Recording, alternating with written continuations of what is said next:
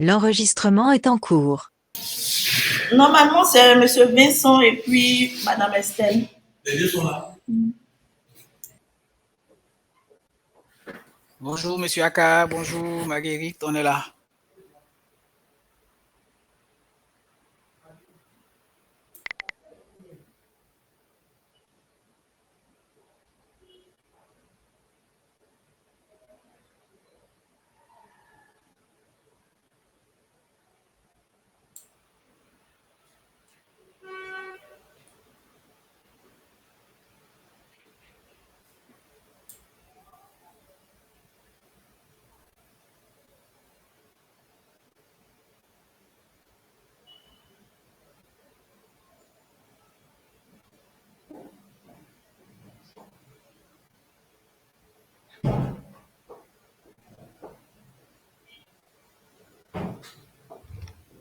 Allô? Ouais, je pense que c'est bon. Bonjour à tous. Bonjour, Monsieur Aka. On est là. Ok, super. C'est vrai que ça fait un bout de temps. Je n'étais pas trop disponible, mais maintenant ça va. Je suis très disponible même. Très, très disponible. Bonne arrivée alors. Merci. Merci. Ok. Donc, comme on appelle, ma collaboratrice m'a dit que vous avez vraiment besoin d'une présentation sur la SecPoint, la solution SecPoint Penetrator. Donc, je me fais le plaisir d'échanger avec vous. On va dire que ce serait une présentation interactive, si possible, suivie au moins d'une petite démo, tout ça. D'accord. Donc, il y a les questions, comme on n'est pas nombreux, il y a les questions pour m'arrêter, puis je peux répondre et puis on va poursuivre. Ça marche. Ok. Bon, là, en introduction, on sait déjà que HFS est une entreprise de distribution de solutions de cybersécurité, de Wi-Fi et du réseau. Voilà, ça c'est de manière introductive. Aussi, sur ces solutions-là, nous les distillons aux différents intégrateurs. Nous apportons la formation sur les solutions que nous commercialisons et enfin, si possible, on risque de faire du personal services sous la casquette de l'intégrateur. Donc, c'est pour faire comprendre déjà que nous sommes dans une déontologie purement indirecte. Voilà. Nous, on vend aux intégrateurs. Les intégrateurs, eux, ils savent vendre à leurs clients finaux. Voilà. OK. Donc, on existe depuis 2017. D'abord sous la casquette de config et aujourd'hui, en 2020, on a pris la casquette HFS, ainsi de suite, avec ce qui a été créé comme HFS en France, au Maroc et autres. Là, c'est de l'historique. Voici un peu le portfolio qu'on a. Voilà, on a la partie Next Gen Firewall, WAF, DLP, WAF et ADC, tout ça dans du Eastone. On a du SANCFOR pour la partie hyperconvergence. Voilà. On a du SecPoint qu'on verra tout à l'heure pour la partie scan de vulnérabilité. Il y a du AllNet Security qui est la partie gestion de la protection des boîtes mail. On a du Search Inform pour la partie DLP avancée, fuite des données et autres. Il y a du Synology pour tout ce qui va être sauvegarde et stockage de données. Voilà. On a aussi du CyberSheet qui est orienté purement WAF grand public. Et après, tous les trois autres, c'est dans le cadre des Wi-Fi, tels que WiFlix pour le portail, Ray pour du Wi-Fi hotspot, et Rugi Ray pour tout ce qui va être switching, routing et firewall, bridge, tout ça. Voilà. Donc, ça, c'est un peu le portfolio qu'on a. Et aujourd'hui, on va rentrer directement en immersion sur la partie SecPoint. Voilà. Donc, SecPoint, voilà, il y a plusieurs produits, on verra. Tout à l'heure, je vais aller un peu plus à l'intérieur. C'est une structure danoise, voilà.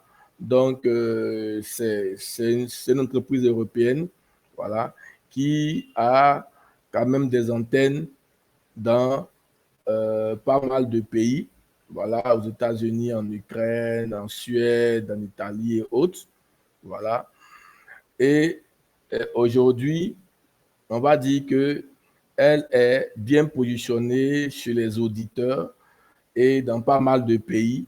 Seulement qu'il y a eu un changement. Au départ, c'était une solution plus dans les poches des auditeurs.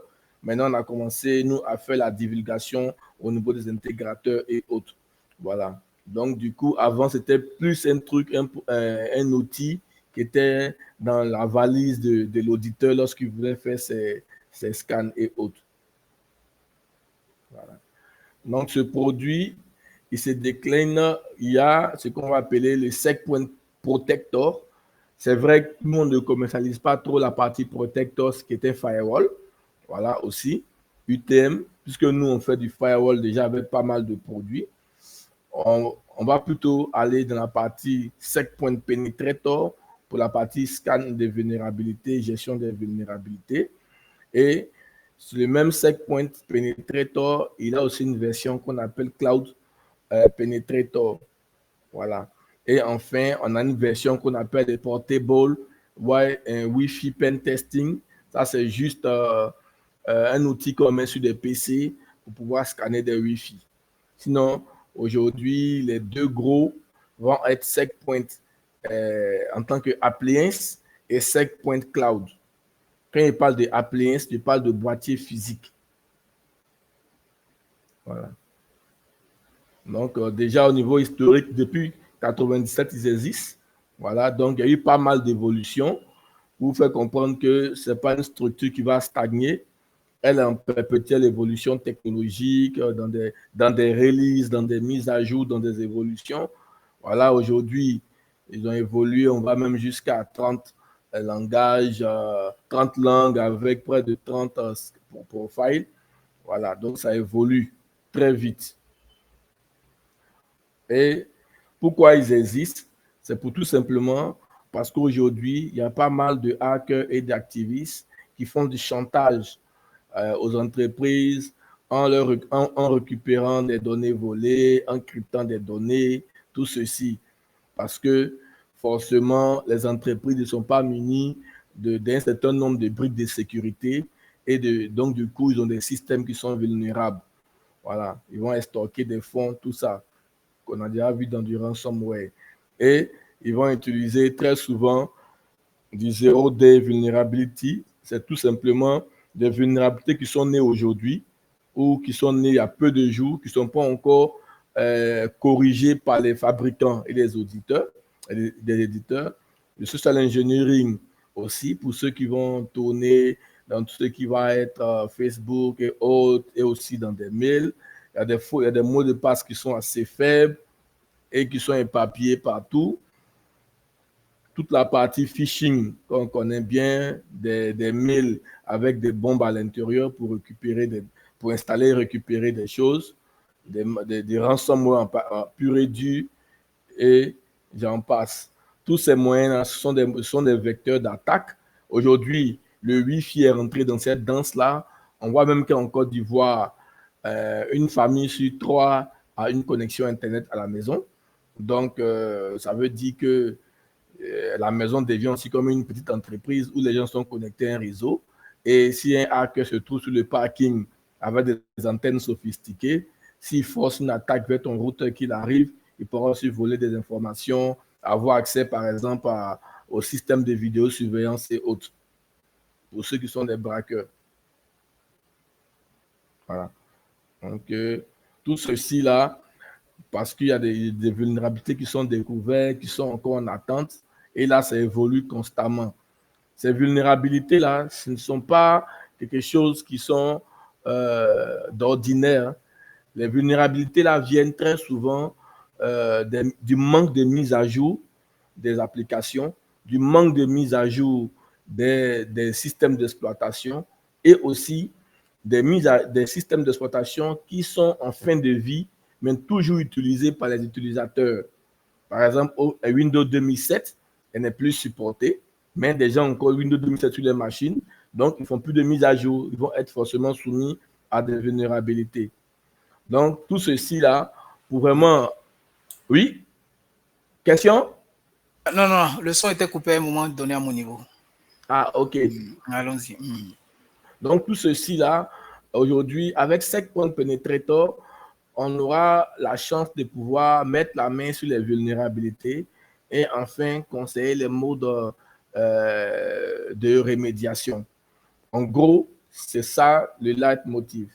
Donc, SecPoint Penetrator, lui, comme elle dit, il est en deux parties. La version Cloud Penetrator, qui est purement cloud, ça veut dire que c'est juste un compte que vous avez. Et sur ce compte-là, vous allez pouvoir lancer des scans vers vos applications web pour scanner s'il n'y a pas des injections SQL possibles, s'il n'y a pas de XSS possible, s'il n'y a pas des vulnérabilités sur votre WordPress, sur votre Joomla, ainsi de suite. Et vous donner des moyens de les corriger. Ça, c'est le Penetrator. Avec lui, on va dire qu'il n'y a pas d'équipement, c'est directement du cloud. À côté de cela, on a le SecPoint Penetrator Appliance, qui est un boîtier physique, on va dire comme un serveur. Je pense que vous l'avez déjà vu. Voilà, c'est l'image qui est là. Ce qui est intéressant aujourd'hui, chez SecPoint, on a les deux offres. La concurrence va vous envoyer une seule offre dans le cloud. Seulement qu'aujourd'hui, tout le monde a vraiment un peu peur du cloud parce que si mes vulnérabilités sont dans un cloud, mon ami, je ne sais pas par quel moyen est-ce qu'on peut avoir accès à mes vulnérabilités. Donc, souvent, ça crée des problèmes de souveraineté. Avec la partie SecPoint Penetrator, le boîtier, il est physique, il est on-premise et il a toute l'intelligence pour scanner, que ce soit les applications web, que ce soit aussi des applications en local.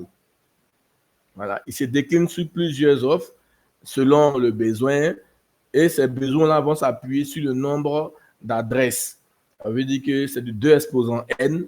On va aller de 1, de 2, après on va aller dans du 4, du 8, et du 16, 32, 64 IP selon les licences. On va choisir après, comme on appelle ça, les boîtiers qui vont aller avec. Mais le plus important pour vous va être cette page-là où vraiment, lorsque on veut acquérir un scanner de vulnérabilité, il faut d'abord avoir un bon diagramme de la visibilité du réseau qu'on veut scanner, savoir les différents adressages IP des différents serveurs qu'on veut scanner, si possible aussi connaître quel service ces applications-là hébergent. Je ne sais pas n'importe quoi. Je sais que j'ai une application web qui est sur un serveur 192.168.1.10. Du coup, je le sais et ça me permet, moi, d'affiner ma politique de scan de vulnérabilité par rapport à cette machine-là. Voilà. Donc, derrière ceci, on va pouvoir scanner les services, tout type de services, scanner les OS, scanner tout ce qui va être serveur, tout ce qui va être switch, firewall, tout ce qui est équipement qui a un IP pourra être scanné. Ce qui est important, on va pouvoir scanner même des adresses IP publiques comme des adresses IP internes pourront être scannées. Et on va aussi scanner où on va tester les conformités avec, par exemple, du PCI DSS, par exemple, avec de l'ISO 27001, du COBIT, du NIST. Tout cela, comme conformité, pourront être confrontés avec le SecPoint pour voir le niveau de posture de l'entreprise. Mais le plus important à savoir, c'est que SecPoint fonctionne en mode lot d'adresses. Ce qui veut dire que quand je prends 8 adresses IP, je pourrais scanner en un volume et avoir un rapport en un coup de 8 machines, mais je ne suis pas bloqué à ces 8 machines-là. Je peux, même s'il y a 12, 13, 15 machines dans mon réseau, je serai obligé d'avoir des scanners regroupés en mode de 8 par rapport au volume de la licence. Mais cette même licence-là te permet de scanner aussi les applications web. Cette même licence te permet aussi de scanner les adresses IP publiques et te permet aussi de faire de la conformité. Contrairement à la concurrence, où tu auras pour du scan d'applications web, tu auras une licence pour cela. Pour du scan de la conformité, tu auras aussi une autre licence à payer. Voilà, pour nous, c'est en un seul coup et c'est friendly. Voilà. Donc, quelques fonctions. Voilà un peu le portfolio. On pourra scanner tout ce qui va être Wi-Fi. pour voir si ce n'est pas vulnérable. On va pouvoir, comment on appelle ça, choisir des profils selon le besoin. Donc, le scan qu'on pourra faire, ça peut être des scans ponctuels, comme vous le voyez ici. Voilà. Et ces scans-là vont s'appuyer sur des profils. Quand il parle de profil, il veut dire qu'aujourd'hui, on n'a pas vraiment besoin d'être ECH 10, ECH 20, expert en hacking pour avoir scanné le réseau et avoir vraiment le rapport. Juste savoir qu'est-ce qu'on veut scanner et on choisit des profils. Par exemple, je prends le profil 4 parce que je sais que mon développeur m'a dit mon application là est hébergée sur du WordPress. Donc, je peux prendre le profil 4 pour scanner le nom de domaine de mon application. Par exemple, je sais que je veux scanner un pare-feu. Je vais aller sur le profil 7. C'est ce que je vais choisir pour pouvoir scanner un pare-feu. Je sais que, par exemple, je veux scanner un serveur avant de le mettre en production. Je vais prendre le profil 8, qui est un profil un peu spécifique parce que lui, on le fait en pré-prod, c'est-à-dire avant de mettre en production, on peut lancer des flood attaques, on peut lancer des DDoS attaques sur ce profil-là pour voir vraiment si ce serveur peut répondre vraiment en cas d'attaque. Donc, voici un peu comment ça fonctionne. Même la VOIP, ça veut dire aujourd'hui, tous vos serveurs VOIP, vos IPBX pourront être scannés pour voir s'ils ne sont pas sujets à du Pegasus, à de l'écoute. Voilà, donc on va très loin de l'OAS. Au niveau, le seul point aujourd'hui, on va dire que les rapports qu'on va obtenir au niveau du PCI DSS ne fait pas office de certification PCI DSS, mais va te permettre à faire la préparation de ta plateforme au PCI DSS. Voilà, sinon après tout le reste du SCADA, SCADA c'est d'ailleurs tout ce qui va être au niveau usine. Voilà, on pourra aussi lancer des scans. Donc, on est un peu à l'aise au niveau de toutes les conformités qui existent. Voilà, aujourd'hui, on a presque 30 profils qui sont déjà là, du COBIT, du SOX, voilà, ainsi de suite. Et après cela, lorsqu'on lance les remédiations, on lance les scans, après un temps écoulé, on aura des rapports.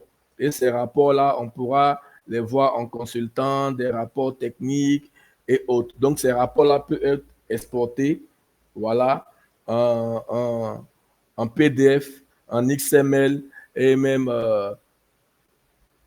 je pense que aussi on peut récupérer tout en zip. Voilà, donc du coup, c'est assez aisé et ces rapports-là sont directement prêts pour la réélue. C'est-à-dire aujourd'hui, une fois que tu as fait ton scan, c'est juste que tu peux commencer déjà à faire la réélue et puis envoyer au client. Voilà. Là, c'est des rapports. Et un point important aussi, dans les moteurs d'avancée, on pourra aussi lancer un scan sur votre nom de domaine pour savoir si le nom de domaine n'a pas fuité sur Internet au niveau du dark web. Juste suffit de mettre l'adresse, le nom de domaine ou l'email dans cette partie-là, voilà, et automatiquement, on va pouvoir lancer un scan dans tous les moteurs au niveau du dark web et savoir si le nom n'a pas fuité pour vous prévenir et voir comment est-ce que vous allez changer de mot de passe, tout ça. Il y a des questions? Oui, il y a des questions qui vont venir après. Ok, super. Aussi, on pourra faire du pen testing au niveau du Wi-Fi. Voilà. Jusqu'en ajoutant le Dongle Alpha, on pourra lancer le Wi-Fi. Tout à l'heure, on va arriver là-dessus. Sur ces scans-là aussi, on peut faire des scans automatiques, un schedule, c'est-à-dire des scans selon un time pour dire, par exemple, tous les 2 semaines, fais-moi un scan. Tous les 1 mois, fais-moi tel scan. On peut programmer des scans. Voilà, sans problème. On pourra, voilà, un peu par jour, par mois, de manière ponctuelle, selon votre convenance. Aussi, il y a des entreprises qui sont vraiment distribuées. Je prends par exemple une banque avec des filiales et cette banque-là a quand même des serveurs dans certaines filiales et qu'elle veut scanner. Aujourd'hui, on peut faire le scan directement depuis je dirais, le siège, mais souvent pour des ralentissements au niveau du réseau, on va pouvoir aussi mettre des boîtiers d'entrée de gamme sur les différentes filiales et les configurer de sorte que le siège soit le master et pourra demander aux petits boîtiers dans des sites séparés de lancer des scans. C'est possible c'est ce qu'on appelle le mode distribué. On pourra arriver jusqu'à là aussi. Un point important aussi, lorsque nous sommes dans les data centers, souvent, on peut activer ce qu'on appelle l'autonomous sonar robot. Qu'est-ce que c'est? C'est tout simplement la capacité du boîtier à pouvoir détecter dans le réseau s'il y a une nouvelle adresse IP qui vient de se connecter au réseau à la ferme des serveurs. Et automatiquement, elle va lancer un scan pour voir si cette machine-là est conforme ou pas. Voilà, donc ça permet d'être proactif. Par exemple, quelqu'un qui veut mettre un nouveau serveur dans la ferme serveur, automatiquement, on va lancer un scan. Voilà. Et aussi, il va pouvoir aussi lire, au fur et à mesure qu'on fait des scans, il va aussi se former pour réduire des faux positifs avec le AI Learning. Après, on aura des statistiques, si on le veut bien. Voilà, ça c'est possible. Aussi, ceux qui sont dans des entreprises où eux-mêmes, ils ont fait l'acquisition de leur propre boîtier en tant que client final, ils pourront activer ce qu'on appelle les tickets et, par exemple, selon telle vulnérabilité, pouvoir dire que cette machine avec ces vulnérabilités-là, c'est telle personne qui s'occupe de faire la remédiation. Donc, du coup, ça nous permet de suivre un peu est-ce que le RSSI a pu remédier ou pas à ces vulnérabilités. Voilà. Aussi, à l'intérieur du même boîtier, il y a un module firewall lui-même. C'est pour se protéger lui-même contre les agressions extérieures. Parce que on sait que lorsque on va dire que tu mets un gendarme à la porte, c'est vrai qu'il protège la maison, mais lui-même aussi, il faut qu'il ait le pouvoir de se protéger lui-même contre une agression qui veut bloquer ses scans de vulnérabilité. Donc lui-même, il va pouvoir s'auto-protéger. Voilà. Contre tous ces sites et ces endroits dangereux au niveau du dark web. Chef Aka, on a une main levée. Mademoiselle. Oui, oui, posez, oui, je suis à vous. Est-ce que vous m'entendez? Oui, je vous entends. D'accord. En fait, lorsque vous avez montré l'écran du rapport après le test, oui, il y avait un écran que vous avez montré tout à l'heure. Il y avait le risque et puis il y avait des chiffres en rouge. Je voulais savoir que signifiaient ces chiffres-là. OK. Normalement, dans la vulnérabilité, les vulnérabilités sont au niveau graduel. C'est graduel. Ça veut dire qu'on a des risques de niveau 5 qui sont des risques vraiment où un hacker très rapidement peut avoir accès à ton système. Et après, on descend sur ce qu'on appelle le critical, c'est le niveau 5. Après, il y a le high level, c'est-à-dire que c'est dangereux, une vulnérabilité dangereuse, voilà, mais elle n'est pas encore arrivée au stade critique. Il y a encore une vulnérabilité moyenne et une vulnérabilité qu'on va appeler informationnelle. Ça veut dire, par exemple, je prends pour exemple le cas d'une maison. Une maison où on voit que la clé de la porte de la serrure d'entrée est facilement, on peut facilement créer depuis l'extérieur. Ça, c'est un niveau de risque 5. Par exemple, c'est rouge. Maintenant, par exemple, on s'en rend compte qu'il y a, par exemple, la fenêtre qui est fermée, mais qui flotte un peu. C'est dangereux, c'est vrai, c'est fermé, mais c'est de niveau quand même 4. Donc, c'est comme ça qu'il va vous permettre de savoir le niveau de criticité de vos vulnérabilités. Merci pour l'explication, bien compris. Merci. OK. Il n'y a pas de problème, je suis à vous. Toutes les questions sont possibles à poser. Hein. Il y aura toutes les réponses aussi que vous souhaitez, sans problème. J'étais où? Voilà, multi-user. Aussi, dans une entreprise où il y a plusieurs administrateurs, on pourra créer des différents users et chacun pourra lancer ses scans, avoir accès à ses serveurs pour scanner. C'est très pratique lorsque nous sommes dans le cas d'un RSSI, où vraiment c'est un bureau qui étudie la sécurité de l'entreprise.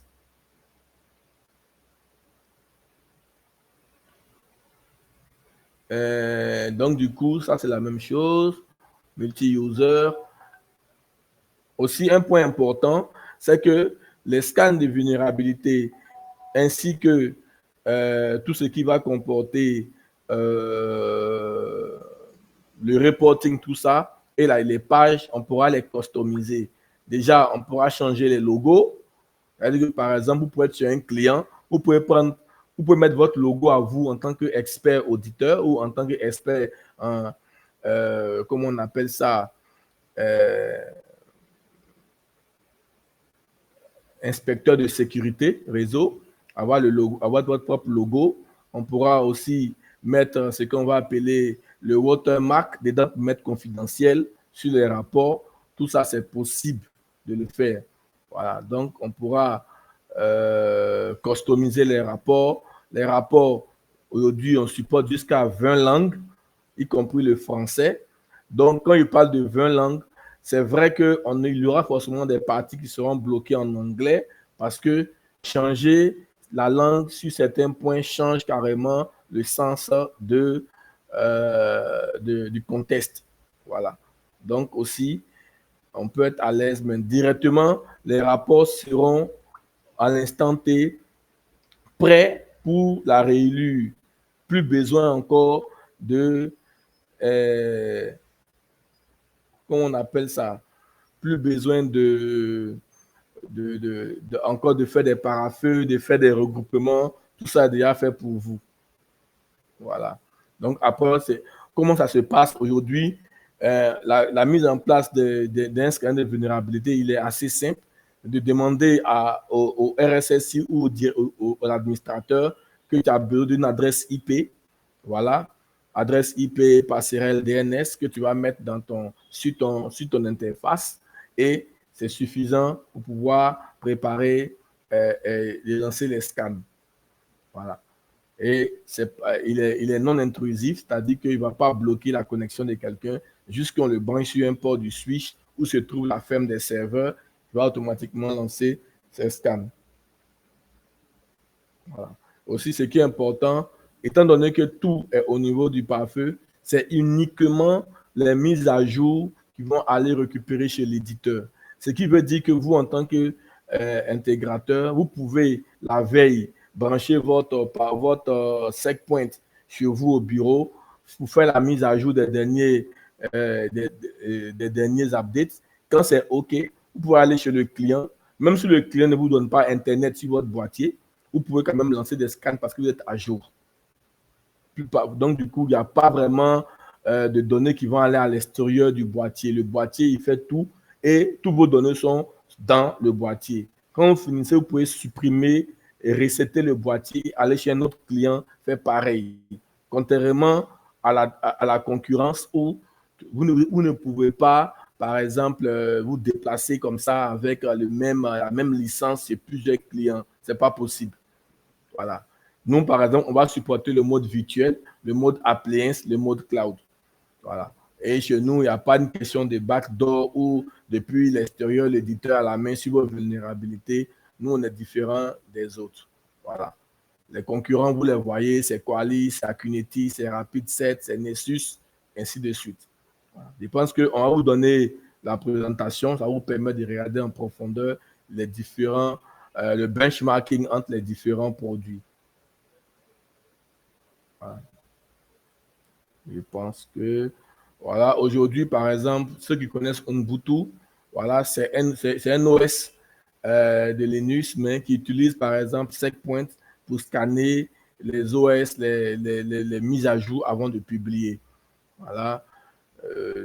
Bing Research, concurrent de Google aussi, utilise aussi un Checkpoint pour scanner ses vulnérabilités, ainsi de suite. Voilà. Donc, après, lorsque vous avez fait l'acquisition du boîtier, normalement, vous avez accès à un chat online 24 heures sur 24 où vous pouvez ouvrir des tickets au niveau du support. Voilà. Tac, tac. Bon, là, c'est que ça. S'il y a des questions, maintenant, je suis preneur. Sinon, je vais basculer dans juste un aperçu du boîtier 7 points. D'accord. Terminons et puis on va prendre la plage des questions. Hein. Non, je préfère au moins donnez-moi des petites questions d'abord. S'il y a les questions, là, c'est le temps des questions. Les questions, d'accord. Les questions. Après, je vais aller sur le portail 7 points. D'accord, d'accord. Moi, la question que je vais poser, c'est que donc, le scan se fait par... D'abord, il y a la licence qui vont donner le nombre de machines que ça peut scanner, c'est ça? Je rentre dans une entreprise à 10 machines, 20 machines, 50, 40 machines. Donc, si j'ai une licence qui peut prendre peut-être comme 10, par exemple. Oui. Déjà, vous savez que très souvent, les scans de vulnérabilité sont déjà utilisés pour les fermes serveurs. Par exemple, je peux avoir 200 machines, c'est vrai, mais j'ai 10 serveurs, il y a 20 serveurs qui sont là. Ces serveurs-là sont critiques. On doit les scanner pour voir les scans de vulnérabilité. Aussi, on peut dire que les PC du DG, du PDG, des cadres, ça aussi, on peut lancer des scans dessus. C'est possible. Il n'y a pas de problème. Mais, chez chaque point, tu peux avoir une licence de 8 IP ou par exemple, une licence de 16 IP. Ça ne veut pas dire que tu ne peux pas scanner 17 machines. Ce n'est pas ce que ça veut dire. Ça veut dire que tu ne peux pas scanner 17 machines à la fois. Tu seras obligé de scanner les 16 premiers qui vont être à licence et puis de lancer un autre scan pour lui, celui qui est à côté, dans un autre lot. C'est par lot de scan que les licences fonctionnent. Parce que j'ai vu, par exemple, plus de 30 profils. C'est-à-dire, est-ce que je dois les lancer profil par profil, par exemple, si... Non. Les profils, par exemple, il y a des profils, par exemple, pour des applications web. Il y a des profils, par exemple, pour les pare-feux et pour les équipements. Il y a des profils, par exemple, pour tout ce qui est, par exemple, serveur qui veut être conformé au PCI DSS. Il y a des profils, du coup, c'est selon ce que tu veux scanner que tu appelles le profil. Mais on peut pas lancer tous les profils à la fois. Pour qu'il sorte un rapport différent de chaque profil. Ou bien je suis obligé de lancer profil par profil. Je vous explique. Par exemple, dans une usine, il y a par exemple une tisseuse. La tisseuse qui est là, c'est vrai qu'il y a une adresse IP, mais c'est un robot. Ce robot-là, il n'a pas Windows. Ce robot-là, il n'a pas web. Donc, ça ne sert à rien de prendre un profil de web pour scanner sur lui. Ça ne sert à rien, c'est une perte de temps. Vaut mieux plutôt prendre un profil SCADA. La SCADA, c'est tout ce qui parle de la partie industrielle. C'est ce qui va être lancé sur ce robot-là. Par exemple, il y a une application web ou bien il y a un site web qui est basé, par exemple, sur OVH. Je vais scanner, est-ce que c'est vulnérable? Là, je prends le profil WordPress. Donc, du coup, c'est selon ce que tu as que tu lances. Maintenant, par exemple, je prends le cas d'une machine Windows. La machine Windows, elle est là, elle a un large spectre. Comme tu ne sais pas trop, et même elle peut avoir même des applications web qui sont dessus. Ça arrive. Dans ce cas de figure-là, tu vas prendre le scan par défaut, qui est un cumulé de profils qui peut lancer dessus. Ok, ça c'est super. Ça c'est super. Donc maintenant, c'est le scan de conformité, par exemple. Donc, quand on a lancé le scan de conformité, par exemple, je veux savoir si l'entreprise est conforme à la 27001. Donc, si je lance le scan de conformité sur la 27001, lui, il va checker. Qu'est-ce qu'il va checker en réalité? Voilà, bonne question. Très bonne question. Vous voyez, par exemple, une machine, un serveur, par exemple, qui a un mot de passe de 6 chiffres. Des 6 lettres, par exemple. Normalement, si on lance un scan normal, il n'y a pas de vulnérabilité. Ouais, d'accord. Oui. Mais si on lance Oui. une conformité ISO 27001, Mhm. dans le framework de ISO 27001, on te dit Ouais. qu'un mot de passe doit être au minimum de 12 à 15 caractères, doit avoir Si. alphanumérique, doit avoir des symboles et autres. Quand lui, le scan qu'il n'a pas ça, il dit cette Ça. machine-là n'est pas conforme. Mhm. Elle n'est pas Ouais. vulnérable, mais elle n'est pas conforme. Conforme, oui. C'est différent. Souvent, les gens me disent que Ouais. ne veut pas dire que tu es vulnérable, mais veut dire que tu n'es pas, tu Ouais. n'es pas open par rapport au framework décidé par l'entreprise. Oui, bien sûr. Bien sûr, je comprends. OK. Ok, c'est bon. Donc, revenons un peu sur ma première question, le nombre de machines à scanner là. Je n'ai pas bien suivi la partie là. C'est-à-dire que si j'ai une licence de Oui. 8 machines, OK. de 8 adresses IP, OK. comment ça fonctionne? C'est une machine de 8 adresses IP. Oui. Cette licence-là, Une- cette licence de 8 IP-là te permet Oui. de scanner 8 machines à la fois. C'est-à-dire que 8 machines. quand tu vas créer un scan là, à l'intérieur de ce Mhm. scan que tu veux créer là, tu pourras choisir jusqu'à 8 IP à la fois Wow. pour cette ligne-là. Mais tu peux créer encore d'autres lignes en bas, hein, Mhm. mais seulement que tu auras des rapports bloqués dans 8, 8, 8, 8. Par exemple, j'ai 8 licences, mais j'ai n'importe quoi. Il veut dire qu'il y a 24 serveurs. Mhm. Il n'a pas l'argent pour payer 32 IP. Qu'est-ce qu'il fait? Même si j'ai Ouais. 8, je vais lancer d'abord pour les 8 machines. D'abord, il y aurait les rapports D'abord. encore. 8 encore. Ça me fait 3 rapports Oui. séparés. Après, toi-même, tu veux les uniformiser avant pour les imprimer, ça n'engage que toi. Mais les Ok, je rapports comprends. seront en lot de 8, mais de manière illimitée, tu pourras lancer tes scans. Seulement que tu vas être limité dans le temps. Si c'est une licence de 1 an, à la fin de l'année, tu ne pourras plus lancer des scans. Si c'est 3 ans, tu ne pourras plus lancer des scans après 3 ans. Tu dois renouveler ta Ouais. licence. Maintenant que ta licence D'accord. court là, tu peux scanner 1000, tu peux faire 1000, Ouais. 10 000 scans. Mais par lot selon le nombre que ta licence couvre. Voilà, c'est ça. Ok, je comprends. D'accord. Maintenant, bon, peut-être est-ce que tu vas y arriver en termes de pricing aussi. Bon, les pricing, comme je t'ai dit là, tu vois que ça évolue depuis une seule licence jusqu'à Oui. 1000 licences. Si Mhm. je ne connais par cœur, c'est faux. Ouais.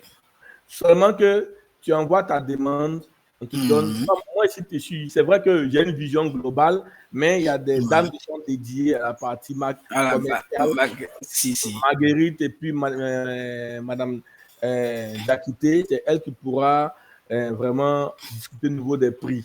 Après, moi, je peux juste D'accord. regarder pour valider. Mais seulement qu'en tant qu'intégrateur, il y a ce qu'on appelle le NFR. Le NFR, c'est pour les partenaires, c'est 8 IP avec un boîtier rackable, 8 IP avec aussi un dongle alpha pour le Wi-Fi. Voilà, ça c'est un package sur 3 ans, pas 1 an. 3 ans. Ah, c'est super. 3 ans. Super. Donc, normalement, Super. même si on te dit que le boîtier, le NFR te coûte par exemple, n'importe quoi, 2,5 millions, c'est vrai à l'instant que tu vas dire que c'est cher, c'est lourd. Ouais. Mais imagine que quand quelqu'un fait un scan chez un client, il vend son rapport de scan à 350 000, 400 000, souvent 500 000. Wow. Imagine que tu as fait 5 entreprises en train de faire les scans. Tu avais déjà fait ton ROI. Oui. Donc, non, si ton service commercial est percutant, en moins de 6 mois, tu peux avoir ton ROI. Les 2 ans et demi, là, c'est ta marge. Bien Voilà. sûr. Maintenant, Bien si un sûr. client final dit lui-même il veut avoir son scan chez lui dans sa ferme serveur, vous demandez sa demande auprès de HAFS. Oui, je comprends. Maintenant, qu'est-ce que je voulais dire? J'aurais cru entendre aussi que avant d'aller faire le scan, par exemple, tu peux brancher ton boîtier, il va faire les mises à jour, Oui. et puis tu arrives chez le client, il n'a pas besoin d'avoir Internet. Oui. Voilà, et puis tu branches ton truc et puis tu fais tes scans tranquillement, quoi. Voilà. Si par exemple, la conformité ne te donne pas le droit d'avoir Internet, il n'y a pas de problème. Internet, Tu vas scanner les problème, petits ouais. sons. mais tu ne pourras pas scanner ce qui est à l'extérieur. Hein. S'ils ont un serveur qui est à l'extérieur dans un web là-bas, c'est eux qui t'ont pas donné le droit de le faire. Oui, oui. D'accord. Mais tu vas scanner tout ce qui est en local. En local, voilà. Ouais. Bon, peut-être ça les met aussi en confiance. Oui, souvent ça dépend des conformités. Il y a les boîtes qui te disent que non, les scanners ne doivent pas avoir accès à Internet. Souvent, ils n'ont pas le choix. Mais ils n'ont pas le choix avec les autres, hein, parce que quand ils prennent du Qualys, le Qualys, par exemple, c'est un concurrent, mais lui, le boîtier qui est en local là, il n'est pas intelligent, c'est juste une sonde. Donc, tu as un compte dans le cloud là-bas, et puis lui, depuis le cloud, il pilote le boîtier. Donc, du coup, le scanner a besoin forcément d'Internet avec les autres. Mais nous, on n'a pas vraiment besoin de ça. D'accord. Maintenant, la version Appliance, ça, il ne peut pas scanner dans le cloud. Il faut forcément l'autre version cloud pour scanner dans le cloud. Non, pas ce que tu as dit. Supposons par exemple que j'ai par exemple ma boutique en ligne chez OVH ou chez Panel et autres. Oui. C'est hébergé, ça fonctionne. Oui. Maintenant, il n'est pas dans ton réseau local. Oui. D'accord. Il est hébergé ailleurs. Oui. Comment tu scannes si cette application-là est vulnérable, est sujet à attaque? Oui. Soit, si tu n'as que des applications web hébergées, là, tu prends le Penetrator Cloud. Cloud, oui. Là, lui, il scanne directement ces machines-là, ces sites-là. Mais lui n'est pas complet comme le Penetrator en boîtier. Lui qui est en boîtier, là, il scanne il peut scanner par exemple des adresses IP qui sont hébergées. Ouais. Et il peut aussi scanner ce qui est en local. D'accord. C'est bon. Ça marche. Ok. Donc, Estelle avait une question, je crois. Oui, je suis dispo. Posez. Estelle, tu avais une question? Oui, je crois que j'ai déjà la réponse à ma question. En fait, je voulais rebondir sur la licence de 8 machines, par exemple. Oui. Est-ce que vous m'entendez? Oui. Je vous entends. Voilà, la licence de 8 machines, est-ce que cette licence-là, lorsque tu prends une licence de 8 machines, tu pourras scanner tous les profils? J'ai répondu à ça. Normalement, ça dépend de ta capacité à te fatiguer. Ça veut dire que ma licence là, je peux scanner que 8 machines en même temps. Donc, s'il y a par exemple 20 machines dans mon réseau, je vais scanner 8 d'abord. Après, ça va scanner encore 8. Après, ça va scanner encore 8. Et après, il va scanner les 4. Ou selon ce que tu veux. Mais tu ne pourras pas scanner en un coup parce que ta licence est faible. Si tu veux scanner en un coup dans le nombre d'appareils, tu es obligé de prendre une licence supérieure ou égale au volume d'IP que tu dois scanner. C'est bon? Oui, c'est bon. Okay. Une dernière question, M. Aka. Oui. Par rapport aux outils de scan qui sont connus dans le domaine du hacking, comme les Nexus, comme les Metasploit, les Nmap, est-ce que Checkpoint a une plus-value par rapport à ces outils-là? Mais déjà que aujourd'hui, quand tu dis qu'avec une adresse IP, que tu as payé ta licence, tu peux scanner en local, tu peux scanner en cloud, tu peux scanner par volume, c'est déjà des plus-values. Tu peux lancer des applications, tu peux scanner des applications web. Voilà. Les autres, tu vas payer des licences pour scanner des applications web. Chez Checkpoint, non. Maintenant, oui, avec le même outil. Voilà. Maintenant, ceux qui sont souvent, lorsque par exemple tu prends le Metasploit, lui, ce n'est pas un scanner de vulnérabilité. Le Metasploit, c'est un pen testing. C'est différent. Voilà. Mais il faut savoir que même dans le Metasploit que tu prends là, il y a deux versions. La version payante et la version gratuite. La version gratuite, c'est les anciennes vulnérabilités qui n'existent même plus là. C'est pour les étudiants. Oui, sinon, voilà, donc c'est différent. Mais dans tous les cas, ceux qui sont vraiment les concurrents tels que Nessus, tels que Tenable, Nessus, Qualys, Tu dois bien comprendre que la plus-value chez nous, déjà, c'est le fait de ne pas avoir de vulnérabilité dans un cloud. Tout est en local. C'est le fait de pouvoir se déplacer d'une entreprise à une autre pour continuer à faire des instructions de sécurité. C'est le pouvoir de pouvoir customiser le rapport en 20 langues aujourd'hui, avec aussi la possibilité de pouvoir mettre du branding avec ton logo. Chez les autres, ce n'est pas possible. Ça, ce sont des plus-values. Aujourd'hui, par exemple, avec le SailPoint, on pourra même faire un pen testing du Wi-Fi. Les autres n'ont pas de Wi-Fi. Oui. Donc, ce sont des plus-values. D'accord.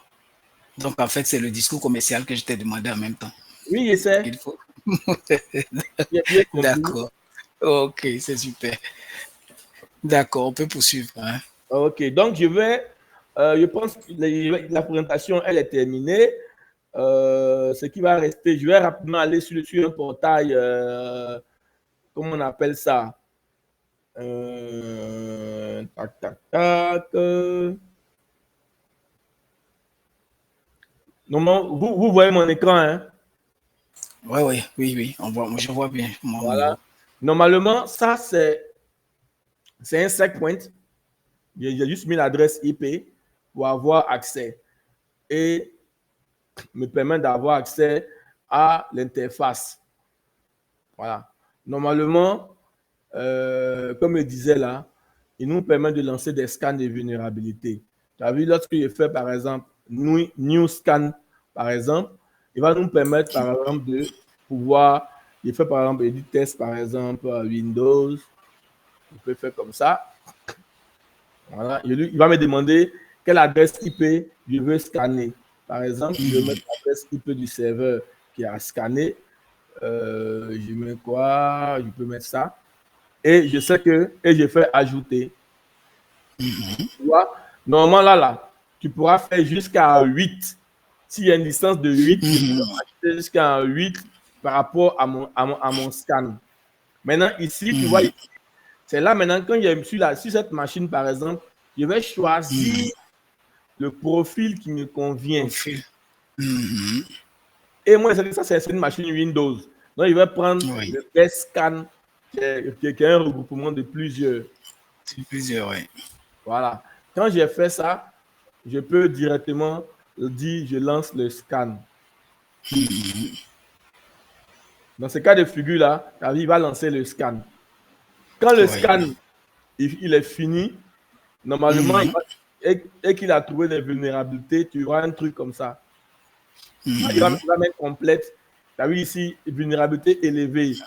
Il y a 7 ici, il y a 8 là, ainsi de suite. Donc, tu peux venir dans là pour télécharger, on va dire, en mode consultant, en mode lecture, le truc, en mode, comment on appelle ça? En mode SOC, en mode download. Tu as tout ici. Par exemple, je prends par exemple en tant que consultant, par exemple. Je prends en tant que consultant. On va juste regarder ce qui va sortir. Tu vois qu'ici, bon, je n'ai pas fait de trucs, hein, de modifications. Mais il a déjà rédigé le rapport. Il rédige le rapport complètement, il te montre le nombre de vulnérabilités, tout ça. Et maintenant, il va commencer à t'expliquer. Après, là, c'est les ports ouverts de cette machine. C'est un peu ce que le Nmap te fait quand tu fais tes scans. Oui, bien sûr. Voilà. Et maintenant, tu commences à te donner tes niveaux de vulnérabilité. Et maintenant, il va rentrer en profondeur pour te dire, voilà, par exemple, la vulnérabilité, qu'on peut faire un backdoor sur ce Windows-là. Il te dit, il t'explique. Et souvent, il te donne même la preuve de l'évidence. Il t'explique comment. Voilà. Là, normalement, ça, c'est un rapport qui va être fait. Et selon les vulnérabilités, comme ça, tu auras les différents types de rapports. Et souvent, si cette vulnérabilité-là est collée avec une CVE, tu auras le numéro de la CVE. Et aussi, il va t'expliquer aussi comment tu dois remédier en vert. Remédier. Là, par exemple, c'est un truc, par exemple, où il te dit que on peut faire une remote code execution sur cette machine-là et il te dit, voilà l'impact, voilà comment est-ce que tu dois remédier et voici la preuve. Tu donnes la preuve, c'est-à-dire que là, c'est celui qui est le développeur ou quoi, qui va te dire que c'est un serveur Apache de temps. Voilà pourquoi est-ce que tu dis que c'est vulnérable. Donc, ça permet maintenant aux gars de la sécurité de s'appuyer sur ça.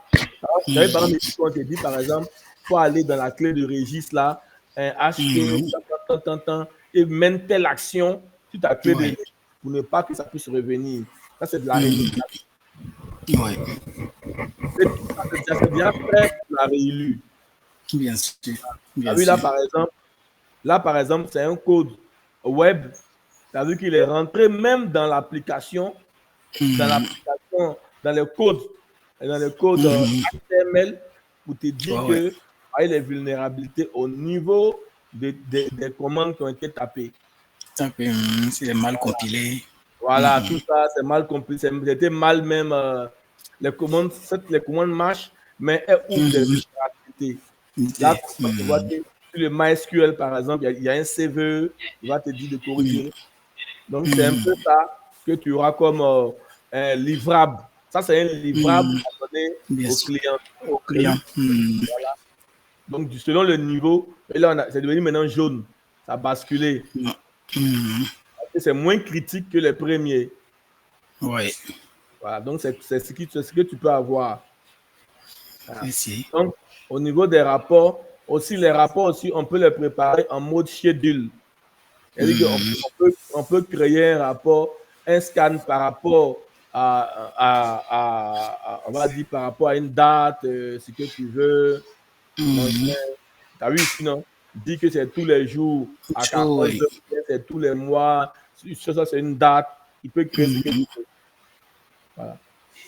Donc, vraiment, c'est assez friendly, assez facile. Ouais. Voilà, par exemple, même, tu vois ici, au niveau dark web, par exemple, ici, on va dire qu'on peut mettre même le mail de quelqu'un et puis lancer un scan. Pourquoi est-ce que son mail n'a pas fuité dans l'ensemble du dark web au monde?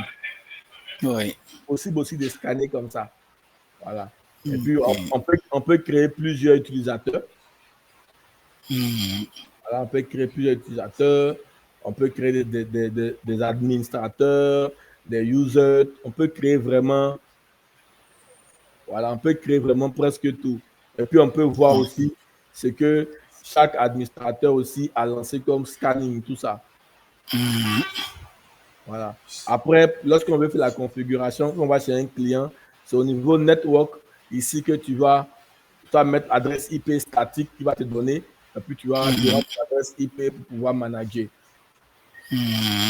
C'est tout. Quand tu as ça directement, tu peux lancer les scans dans le réseau. D'accord. Et quand tu, par exemple, tu es au bureau, tu vas venir, par exemple, dans le database, puis lancer ta mise à jour au bureau avant de partir. Voilà. Aussi, tu peux lancer, comment on appelle ça, on peut brander, par exemple, pour mettre le logo. Voilà, là, il y a mis le logo, par exemple, de HFS. Ça veut dire que dans les prochains scans, on va avoir un rapport là, on aura ça. Dans le rapport aussi, en bas, en filigrane, on aura aussi écrit confidentiel sur l'ensemble des pages. Voilà, tout ça, c'est possible de le faire avec du SecPoint. D'accord. Donc, si nous, on a eu notre NFS, vous allez nous aider à configurer ça. Normalement, si tu payes un boîtier NFR, quand tu viens retirer ton boîtier, tu viens en même temps puis c'est vous-même, c'est votre ingénieur, il vient en même temps. Et sur place là, on fait en même temps un transfert de 1 heure pour montrer comment ça va. Ok, ça c'est super. On ne vous laisse pas comme ça, Non, vous ne pouvez pas nous laisser comme ça. Non, mais parce qu'en fait, nous, on est distributeur à valeur ajoutée, on n'est pas des simple. C'est clair. C'est clair. Non, c'est bon, c'est bon. Je crois qu'en son temps, j'avais demandé une proforma, mais on va voir comment s'organiser pour pouvoir avoir notre boîtier. Voilà. Normalement, Là, aujourd'hui, ça va nous aider. il y a pas mal d'intégrateurs qui utilisent les SecPoint pour rentrer dans des comptes. Et puis, il y en a qui, pour demander, ils font des scans gratuits et Gratuit, oui.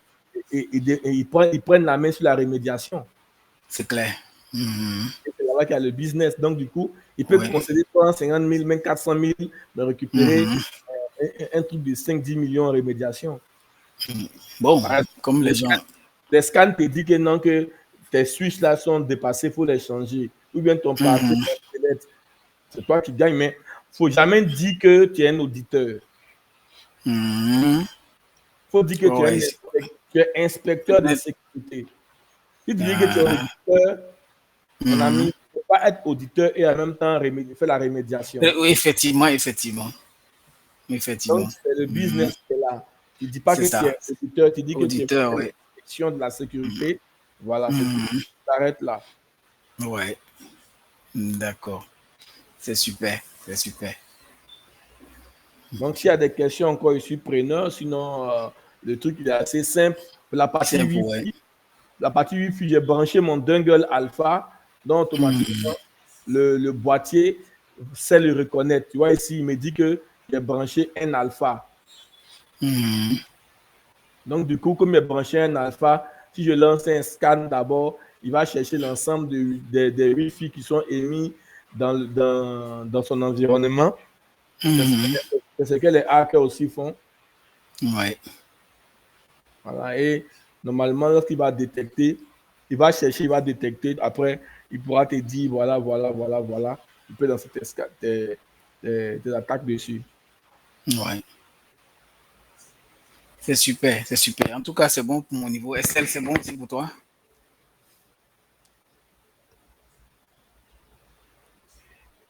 Allô, Estelle, tu es là? Oui, c'est bon pour moi. Oui, c'est bon. D'accord. En tout cas, M. Aka, c'est nous. Je suis là.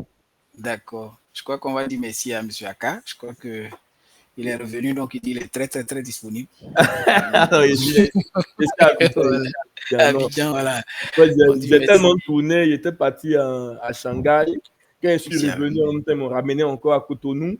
Cotonou, oui, c'est ce qu'elle avait dit. Ça m'a un peu passé. Donc, quand je suis venu, j'ai commencé à fuir un peu le bureau, le temps de prendre un peu d'air. D'accord. De repos, hein. D'accord. Allez, on se reposer un jour. Oui, ça c'est clair. Dieu même s'est reposé. Donc, il faut se reposer un jour. On se reposer un jour, mais c'est le jour là qu'on ne sait pas. On se reposer un jour. C'est ça.